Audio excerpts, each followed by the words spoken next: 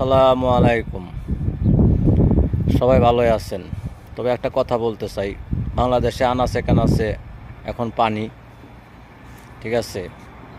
ফেসবুকে আসলেই, টিকটকে গেলেই, খবরে গেলেই শোনা যায় যে অমুক জায়গায় 2টা সন্তান পানিতে পড়ে ডুবে মারা গেছে, ঠিক আছে। তবে মা বোনদেরকে উদ্দেশ্যে বলছি, ভালোভাবে ছেলে মেয়েদের দিকে খেয়াল রাখেন, কারণ আমার ভাইয়েরা তো কাজে ব্যস্ত থাকে, সবাই যার যার কাজে চলে যায়, কিন্তু মা বোনেরা খেয়াল রাখবেন যাতে সন্তান কখনো পানিতে না যায়, খুব সতর্ক থাকবেন, ঠিক আছে।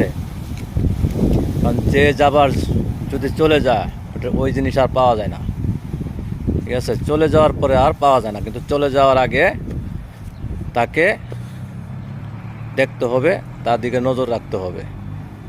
এই জন্য বলছি সবাই